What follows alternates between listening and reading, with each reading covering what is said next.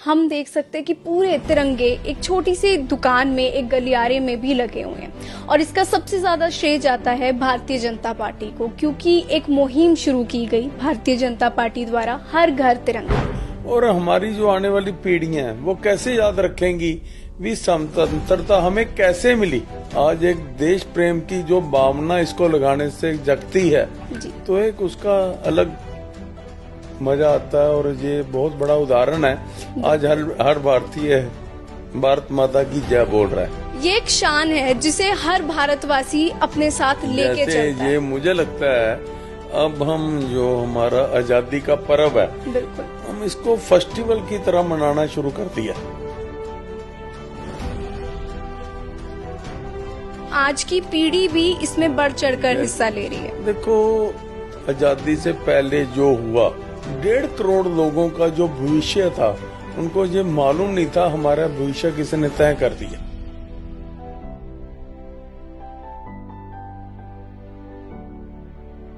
Actually जिन लोगों ने शहीदियां दी, बलिदान दिए, उनकी नीयत बहुत साफ थी देश के प्रति जी। और जब नीयत साफ होती है तो नीति भी ठीक होती है। बिल्कुल। हम अपने घर को घर समझते हैं, अपने देश को अपना घर नहीं समझते। तो ये जो हमारी सोच है इसको चेंज करना पड़ेगा। हमारा देश ही हमारा घर है, क्योंकि देश रहेगा तो घर रहेगा। 2 चीजें हमारे देश में चाहिए, गुड सिस्टम और गुड गवर्नेंस। अगर हम सब भारतीय देश को सिर्फ वॉच करना शुरू कर दें और क्या हो रहा है और क्या गलत हो रहा है इसको सिर्फ वॉच करना शुरू कर दें तो बहुत बड़ा बदलाव आ सकता है। एक्चुअली मैडम, हमें इंटरेस्ट देखना पड़ेगा राष्ट्र का, हमें अपना इंटरेस्ट छोड़ना पड़ेगा। ये जो पेरेंट्स होते हैं और टीचर होते हैं, इनके हाथ में फ्यूचर ऑफ द कंट्री होता है जी। हम बच्चों को ये समझाने में अभी विफल रहे हैं, what is your career and what is your aim. अगर बच्चे को एम समझ आ जाए तो फिर उसको वहां पहुंचने में कोई रोक नहीं सकता। देश के लिए कंट्रीब्यूशन करना कोई काम नहीं है, वो एक अंदर की फीलिंग है कि हम काम कर रहे हैं। मेरा ना एक ऐसा मानना है, जब तक हम हर आदमी को रोटी, कपड़ा और मकान नहीं पहुंचाते, आजादी का कोई मायने नहीं है।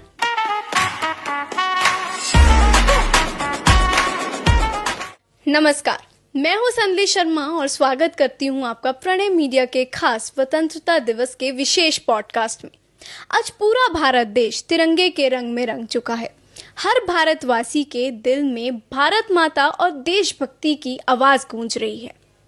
आज न केवल आजादी का जश्न मनाने का दिन है, बल्कि उन शूरवीरों और सेनानियों को याद करने का दिन है जिन्होंने हमारे देश की आजादी की लड़ाई लड़ी और अपनी कुर्बानी दी। और साथ ही ये संकल्प लेना कि हम अपने कर्मों के द्वारा उनके इस बलिदान को व्यर्थ न जाने दें और इस देश को सार्थक बनाएं। आज इस स्वतंत्रता दिवस के खास मौके पर हमारे साथ एक ऐसी शख्सियत मौजूद है जो कि न सिर्फ राजनीतिक मंच पर बल्कि सेवा भाव में और देश के कल्याण के लिए हमेशा खड़े रहते हैं। श्री जितेंद्र पाल मल्होत्रा जी, चंडीगढ़ भाजपा अध्यक्ष। नमस्कार सर, स्वागत है आपका इस मंच पर और स्वतंत्रता दिवस की आपको ढेर सारी शुभकामनाएं। आपको भी बहुत बहुत और समस्त देशवासियों को भी। तो सर, आज हम पूरा चंडीगढ़ देखें या पूरा भारत देश देखें, हम देख सकते हैं कि पूरे तिरंगे एक छोटी सी दुकान में, एक गलियारे में भी लगे हुए हैं और इसका सबसे ज्यादा श्रेय जाता है भारतीय जनता पार्टी को, क्योंकि एक मुहिम शुरू की गई भारतीय जनता पार्टी द्वारा, हर घर तिरंगा। तो सबसे पहले मैं चाहूंगी कि इस मुहिम का उद्देश्य क्या है, आप हमारे दर्शकों को समझाएं।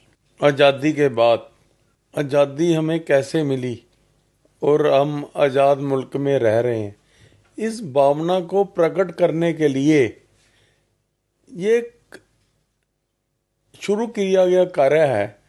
जब हम स्वतंत्र हुए 15 अगस्त को, तो हमें हर घर में इसको कैसे पहुंचाना है। आज हमें स्वतंत्रता मिली और हमारी जो आने वाली पीढ़ियां हैं वो कैसे याद रखेंगी भी स्वतंत्रता हमें कैसे मिली, कितनी कठिनाइयां आई, कितनी शहीदियां हुई, कितने लोगों ने बलिदान दिए, उसके बाद हमें स्वतंत्रता मिली। तो ये सिर्फ तिरंगा नहीं है, ये जो कुर्बानियाँ हैं, जो बलिदान है, उसका एक प्रतीक है। तो फिर हर भारतीय के घर में आज एक देश प्रेम की जो भावना इसको लगाने से जगती है, तो एक उसका अलग मजा आता है। और ये बहुत बड़ा उदाहरण है, आज हर भारतीय भारत माता की जय बोल रहा है। बिल्कुल जी। तो ये तो एक परिवर्तन आया है हमारे अंदर, जो नेशनलिज्म की भावना पिछले 10 साल में बढ़ी है, वो इससे पहले नहीं थी। बिल्कुल जी, मैं आपकी बात से बिल्कुल सहमत हूँ।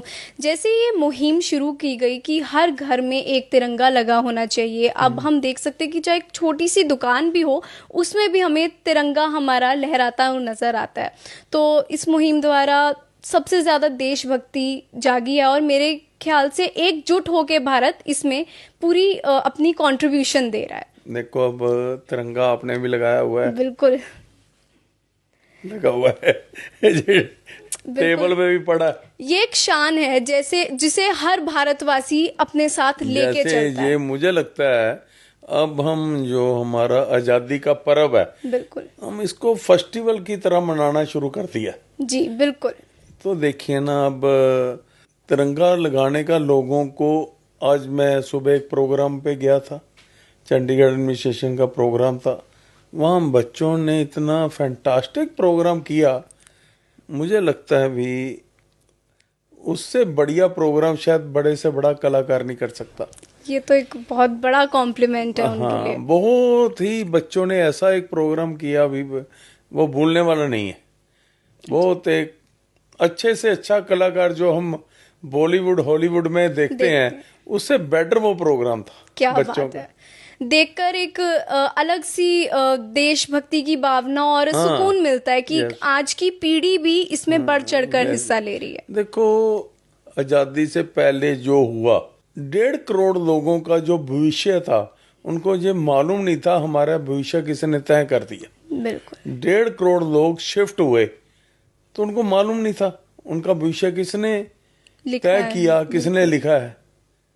तो ये हमारे जो जिनके हाथ में उस वक्त कमांड थी इस देश की, उनको सोचना चाहिए थे भी इतने लोगों के जो कत्ल हुए, इतने लोग मारे गए, और जो जिस कारण हमें आज़ादी मिली, धर्म के आधार पर हमारा बंटवारा हो गया, तो उस वक्त ठीक है क्या सिचुएशन रही होगी, परिस्थितियां रही होगी, परंतु आज हमें उस चीज़ को मेंटेन करना है कि लोग इस चीज के प्रति, अपनी जनरेशन के प्रति इतना वफादारी से काम करके जाएं, उनको ये दिन दोबारा ना देखना पड़े। बिल्कुल बिल्कुल सही बात है। और मेरा मानना ऐसा है कि आज़ादी हमें मिली और उसके साथ साथ स्वतंत्रता का सही मायने भी हमें समझ आया कि असली स्वतंत्र देश कहते किसे हैं। सिर्फ एक अलग देश मिल जाने से स्वतंत्रता नहीं हासिल होती। जब हम सही मायने में लिखना पढ़ना शुरू कर पाए और एक हमें बोलने की आज़ादी मिली, वो स्वतंत्रता का एक असल मायना तब। एक्चुअली जिन लोगों ने शहीदियां दी, बलिदान दिए, उनकी नीयत बहुत साफ थी देश के प्रति जी। और जब नीयत साफ होती है तो नीति भी ठीक होती है। बिल्कुल। तो आजादी के बाद इसमें थोड़ा मुझे लगता है गिरावट आई है। जी बिल्कुल। देश के प्रति जो हमारी नीयत होनी चाहिए और जो नीति होनी चाहिए, उसको लेकर जो इस देश की पब्लिक है, जो आने वाली जनरेशन है जी, उसको सोचना पड़ेगा। थोड़ा सा मुझे लगता है कि पहले का अगर हम अंतर देखें और अब का, तो थोड़ी बेईमानी देख सकते हैं हम इस चीज नहीं, वही मैं कह रहा हूँ। देखो, नीयत से नीति बन सकती है, नीति से नियत नहीं बन सकती। बिल्कुल। ठीक है, तो हमें ये वाच करना पड़ेगा, हमें ये देखना पड़ेगा, हमें अपने जितने भी प्रोग्राम है, जहाँ जितनी भी डेवलपमेंट हो रही है, उसके ऊपर वाच करना पड़ेगा। हर सिटीजन को अवेयर होना पड़ेगा भारत में क्या हो रहा है, क्या डेवलपमेंट हो रही है, हमारी सिटी में क्या हो रहा है, क्या नहीं हो रहा। देखिए, हम इतने अवेयर नहीं हैं जी। हमें सिर्फ अपने तक मतलब है। हमने कई जगह पे देखा जाकर हम अपने घर को घर समझते हैं, अपने देश को अपना घर नहीं समझते। तो ये जो हमारी सोच है इसको चेंज करना पड़ेगा। हमारा देश ही हमारा घर है, क्योंकि देश रहेगा तो घर रहेगा। घर रहेगा, बिल्कुल। तो हमें देश के बारे में अपना जो नजरिया है वो बदलना पड़ेगा, उसको बदलना पड़ेगा। बिल्कुल। देश को एक अलग नज़रिए से जब इंसान देखता है तो शायद अगर देश को भी अपना घर समझना शुरू कर दे हर एक भारतीय, तो शायद देश जितना हमारा खूबसूरत है उससे ज़्यादा खूबसूरत एक देश बनकर आएगा। देखो, एक सिस्टम से चेंज करने से, जब सिस्टम में चेंज होता है तो ऑटोमेटिकली 100% ग्रोथ होती है जी। आपको मैं इसका एक एग्जांपल देता हूँ।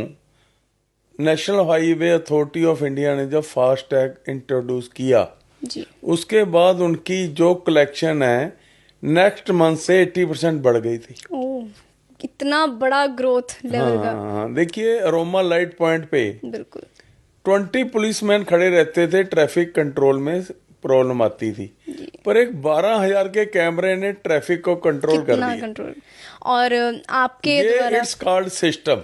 बिल्कुल, दो चीजें हमारे देश में चाहिए, गुड सिस्टम और गुड गवर्नेंस। राइट।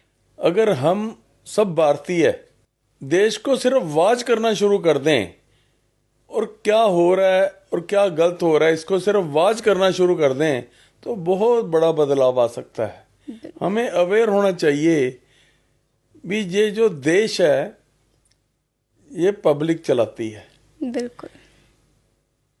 राष्ट्र जो है वो पब्लिक बनाती है। गवर्नमेंट तो सिर्फ अपना रूल एंड रेगुलेशन ही चलाती है, पर राष्ट्र बनाने में जो पब्लिक का योगदान है उसकी दुनिया में बहुत एग्जांपल्स है। See the example of Japan, see the example of other countries. वो पब्लिक ने इतना ग्रेट कंट्री बना दिया। जी, बिल्कुल। और आम तौर पे लोगों को अक्सर ये कहते देखते हैं कि सरकार द्वारा जब चीज़ें की जाएंगी, सरकार अपना काम एकदम बढ़िया तरीके से कर रही है, हर वो डेवलपमेंट, हर वो इनिशिएटिव ले रही है ताकि हमारा राष्ट्र एक सुंदर और अच्छा राष्ट्र बन सके। एक सिस्टमैटिक चीज़ों को लेके जाया जाता है, पर जब तक लोग देश में जो रह रहे हैं वहीं इसमें कंट्रीब्यूशन नहीं डालेंगे तो तब तक किए गए काम भी सबको नोटिस ही नहीं होंगे मेरे हिसाब से। एक्चुअली मैडम, हमें इंटरेस्ट देखना पड़ेगा राष्ट्र का, हमें अपना इंटरेस्ट छोड़ना पड़ेगा। कई बार मुझे लगता है भी हम देश के लिए कौन से बच्चे पैदा करके जा रहे हैं। मेरा मतलब ये है, हम अपने बच्चों के लिए प्रॉपर्टी बना के जा रहे हैं, उनको और बहुत सी सहूलतें दे के जा रहे हैं, पर देश के लिए कौन से बच्चे पैदा करके जा रहे हैं, किन बच्चों को हम बना के जा रहे हैं जो आगे चलकर देश को चलाएं और देश का निर्माण करें। इस बारे में हमें सोचना पड़ेगा। बिल्कुल, नेशनलिज्म को जगाना पड़ेगा और वोकल होना पड़ेगा। अगर कोई गलत काम हो रहा है तो आप वोकल हो। मुझे लगता है हमारे से ज्यादा आने वाली जनरेशन जो है वो ज्यादा वोकल है, वो गलत चीज को बर्दाश्त नहीं करती। वैसे भी आजकल डिजिटल और सोशल मीडिया का जमाना है, तो हर आदमी के पास 2 सीसीटीवी कैमरे लगे हुए हैं आंखों के, तो मुझे लगता है कोई छुप तो सकता नहीं, तो बहुत जल्दी एक्सपोज हो जाता है। तो टेक्नोलॉजी कई बार आदमी को सुधार देती है। बिल्कुल, मैं आपकी बात से सहमत हूँ, पर जैसे कहते हैं ना, दुनिया में हर प्रकार के लोग होते हैं। तो कुछ पीढ़ी तो ऐसी है, जैसे आपने कहा, कि बहुत ही ज़्यादा वोकल है और बढ़ के अगर कुछ भी गलत काम हो रहा है तो उसके बारे में आके सामने प्रदर्शन करती है। पर आधी पीढ़ी मुझे ऐसी लगी कि जो बिल्कुल अपने से मतलब रखती है और आज़ादी के कुछ अलग ही मायने उन्होंने मतलब निकाल लेते हैं वो। जैसे कि कुछ ऐसे यंगस्टर्स या कहें तो जेनजी जनरेशन आ गई है, उनका मानना है कि हम इस देश में आज़ाद रह रहे हैं तो हमें कुछ भी करने का हक है, या जो भी हम कर रहे हैं उसे रोका नहीं जा सकता, क्योंकि अगर देश को आज़ाद बोलते हैं तो हमें कुछ भी करने की आज़ादी है। इस पर आप क्या कहना चाहेंगे? देखो, ये जो पेरेंट्स होते हैं और टीचर होते हैं, इनके हाथ में फ्यूचर ऑफ द कंट्री होता है जी। हम बच्चों को ये समझाने में अभी विफल रहे हैं, what is your career and what is your aim. Right.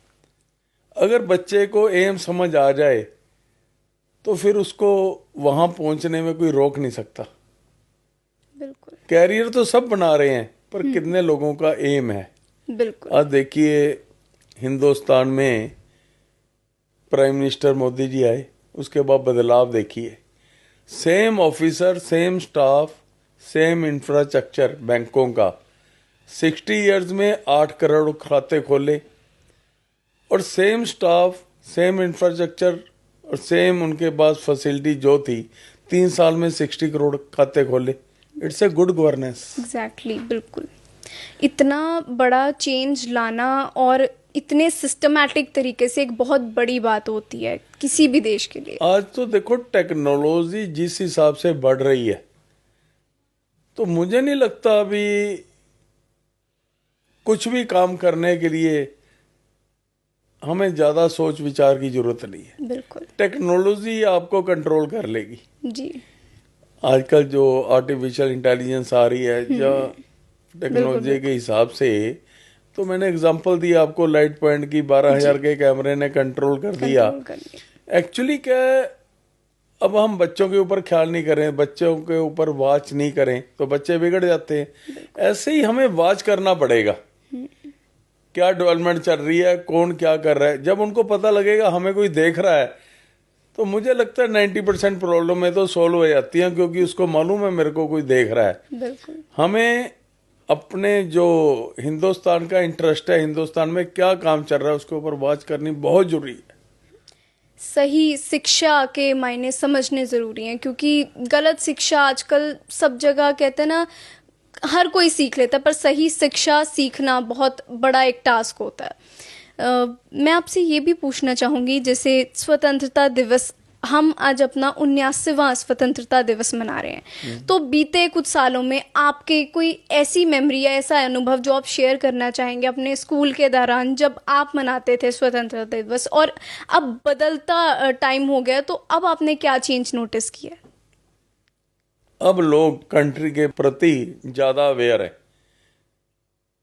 वो मानते हैं भी हमने कंट्री को ऊपर उठाना है, क्योंकि सोशल मीडिया, डिजिटलाइजेशन होने से संसार बहुत छोटा हो गया। बिल्कुल। हर चीज पता जो है पता लग जाती है। आज जो टेक्नोलॉजी जापान में है, अमेरिका में है, वही इंडिया में है। जो फैशन वो है वही इंडिया में है।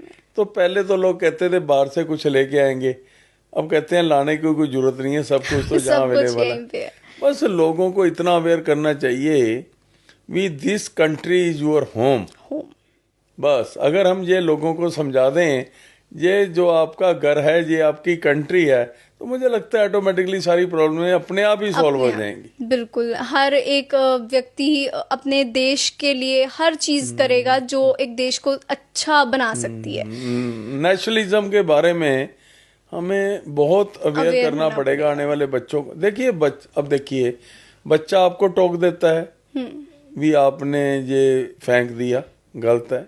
सफाई देखिए आगे से कितनी बढ़ गई है।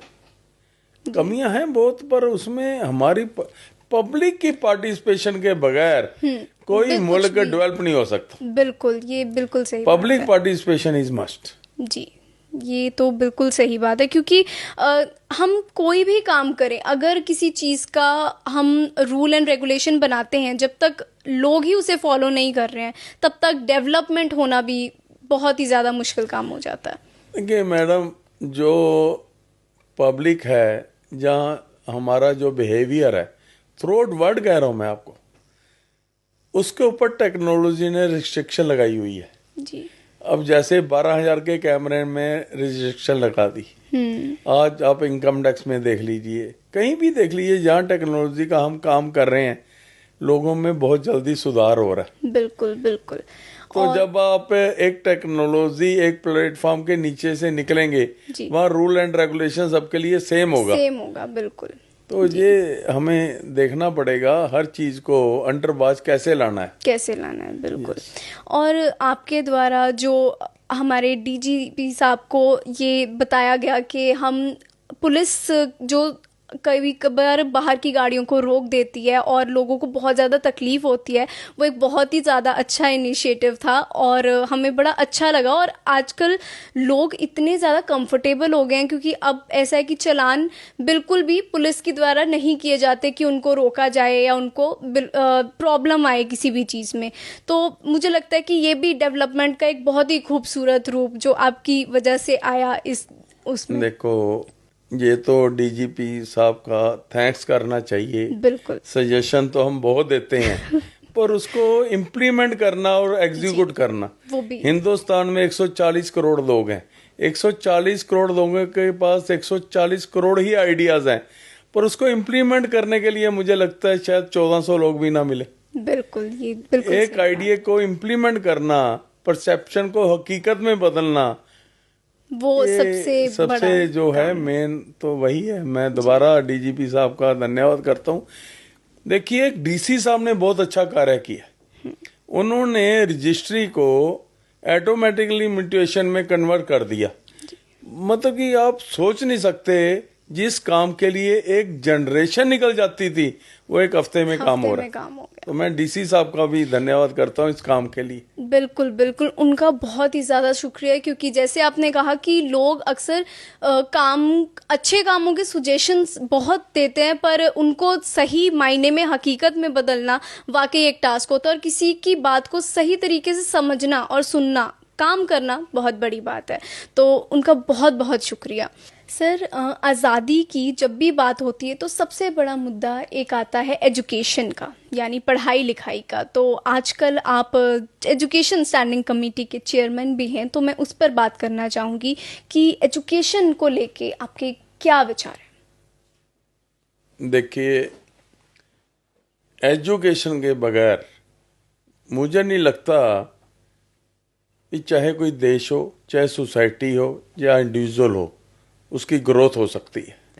हमारा प्रयास रहेगा, चंडीगढ़ में जितने भी हमारे बच्चे स्कूल में पढ़ते हैं, जब वो स्कूल से निकलें तो उनके पास कोई ना कोई एम या आइडियाज हो। बिल्कुल। और उनके अंदर इतनी भावना हो और जज्बा हो, वो उस आइडिया को इम्प्लीमेंट कर सके। अगर आइडिया को इम्प्लीमेंट करने की भावना आ गई तो फिर आपको तरक्की करने से कोई रोक नहीं सकता। बिल्कुल जी, आपकी बात बिल्कुल सही है, क्योंकि एजुकेशन हमारे देश का एक ऐसा हिस्सा है जिसे हमारा देश आगे तो बढ़ता ही है, बल्कि एक अच्छा देश में कन्वर्ट होता है, एक अच्छा यूथ हमें आगे सामने देखने को मिलता है। एक्चुअली हर आदमी के अंदर, हर बच्चे के अंदर एक स्किल है। बिल्कुल। अब उस स्किल को वो बच्चा कितना आगे तक ले जा सकता है। बिल्कुल। अब दुनिया में उदाहरण देखिए, उन बच्चों ने स्कूल ड्रॉप आउट कर दिया, किसने बीए ड्रॉप आउट कर दी, पर उसके अंदर जो स्किल थी वो उसको दुनिया के नक्शे पे ले आई। बिल्कुल। चाहे वो स्पोर्ट्स हो, चाहे टेक्नोलॉजी हो, चाहे हिस्ट्री हो, किसी भी चीज में कोई बच्चा, कोई लिमिट नहीं आगे पहुंचने की। और उसके अंदर जो आइडियाज है उसको कैसे इम्प्लीमेंट करना है और उसको परसेप्शन को हकीकत में कैसे बदलना है, जो उसके मन में आना चाहिए। कोई भी चीज इम्पॉसिबल नहीं है। जो हम आज से 25 साल पहले सोचते थे वो आज हकीकत बन चुका है। बिल्कुल, बहुत ही प्यारी सोच और विचार के साथ, क्योंकि आमतौर पर इतना डीप इस चीज़ के बारे में सोचा नहीं जाता, क्योंकि एक बच्चा जब बड़ा होता है या सीखता है तो बहुत ज़्यादा कंफ्यूज रहता है कि यार मुझे क्या करना है, कैसे इस चीज़ में आगे बढ़ूं। इसमें क्या है, इस वक्त अगर मैं देखूं, जो हमारे एजुकेशन सेक्रेटरी हैं प्रेरणापुरी जी, शी इज सो पॉजिटिव। मुझे नहीं लगता किसी बात में हमें इम्प्लीमेंट करने में कोई प्रॉब्लम आने वाली है। बिल्कुल। तो अगर आपको ऑफिसर अच्छा मिल जाए और पॉजिटिव मिल जाए तो मुझे लगता है काम बहुत स्पीड से चलता है आगे। नहीं, हम यही उम्मीद करते हैं सर कि ये काम बहुत अच्छा जाएगा, और एक अच्छी सोच के साथ जब भी कोई काम किया जाता है तो ज़रूर ही भगवान और सब देशवासी मिलके उसमें कंट्रीब्यूशन डालते हैं और वो ज़रूर साकार होता है। अच्छा, एक सर मैं आपसे और सवाल करना चाहूँगी, जैसे अब आज़ादी इतने साल से हमें मिल चुकी है, पर आज़ादी आजकल हम वीडियोस पे, इंटरनेट पे इतनी वीडियोस देखते हैं, वायरल होती हैं कि हमारे फ्रीडम को वायलेट किया जा रहा है या प्राइवेसी को वायलेट किया जा रहा है। उसके बारे में आपका क्या विचार है? क्योंकि लोगों को लगने लग गया है कि आज़ादी का मतलब ये है कि कोई कुछ बोल ही नहीं सकता है हमें।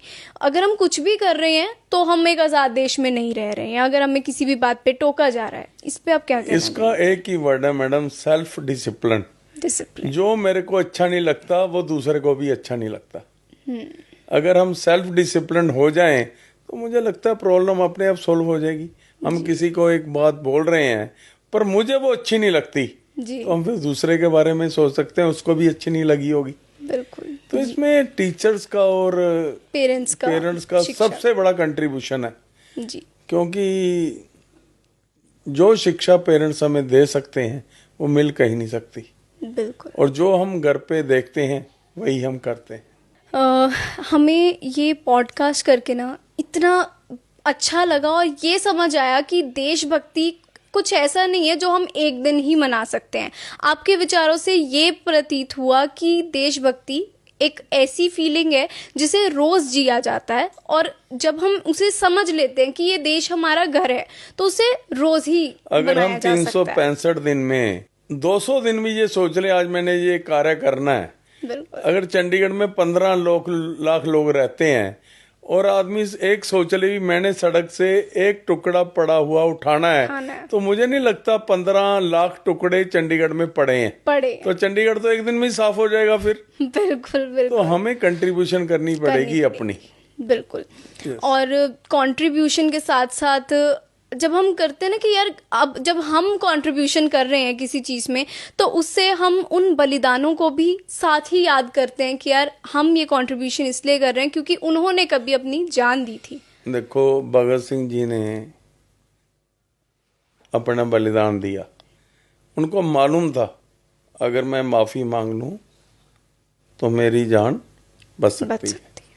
पर उनको ये भी मालूम था भी मेरी जान जाने से आजादी नहीं मिलेगी अभी, पर फिर भी उन्होंने बलिदानी दी।